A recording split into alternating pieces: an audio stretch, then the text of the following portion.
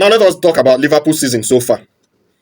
Liverpool season so far. So far, so good. Liverpool, actually in England, are the ones that kickstarted the season with that Community Shield playoff game against Crystal Palace, which they lost on penalties after playing out a 2-2 draw with Crystal Palace. Then they kicked off the Premier League season at home against Bournemouth. That was a very, very cracking game, which they led 2-0, and Bournemouth came back to equalize 2-2, and then they won it towards the end of the game, 90 plus added minutes. Their second game in the Premier League was against Newcastle. We are leading 2-0 again, gave away the 2 goals, won it at the death again. 3-2, that one ended against Newcastle. Beat Arsenal 1-0, beat Burnley 1-0. Started their UEFA Champions League campaign with a 3-2 win against Atletico Madrid, where they also gave away a 2-goal lead. Then they beat Everton 2-1, beat Southampton 2-1 in the EFL Cup, lost to Crystal Palace 2-1 at the Palace ground, lost again in their second game of the Champions League 1-0 against Galatasaray, and then lost their last game in the EPL against Chelsea 2-1. And this one is the one that broke the camel's back, where all Liverpool fans were now complaining about Ancelotti. Look, the problem at Liverpool is immense because the players they lost in Darwin Núñez and Diaz were people who were in charge of pressing in their forward line, and losing them and buying the players they bought. In fact, I've spoken enough of that already. I still feel that spending the kind of money they spent on Isak and Florian Wirtz could have been used better off to get at least 5 players to bolster the team, because they have actually lost quality, and it will take time for the newer players to blend in. For me, I still feel they should have retained at least Diaz. They should have retained Diaz. Maybe give him more money to be able to keep him to stay, but it is what it is. But the worrying thing about Liverpool this season is they have not been able to control games. If you look at how Liverpool have been playing in the Champions League, they've won 1 and lost 1. They have conceded 3 goals in 2 games in the Champions League. And if you look at the EPL, so far they are sitting second on the league table.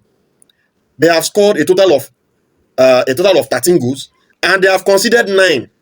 9 goals conceded is way too much for Liverpool that have ambitions to win the league. For me, they remain the favourites this season because they are defending champions. They have players who have won it 2 times now, and they know what it takes to win it.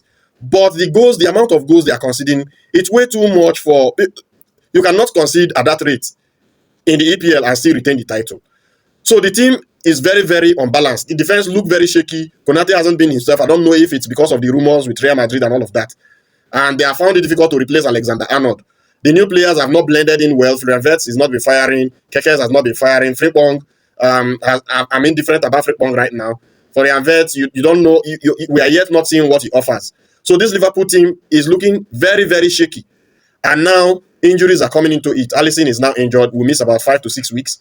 And it's not looking good for Liverpool. But the good thing is, the season is still new. It's still very fresh. They can fix it now because we still have, I think about 31 games to go. That is too much games. So they can quickly fix that and correct all the errors going forward. Good thing is they are still only 1 point behind the league leaders, which is Arsenal. And Arsenal do not have the experience of having won this league before, even though they are tough nut to crack.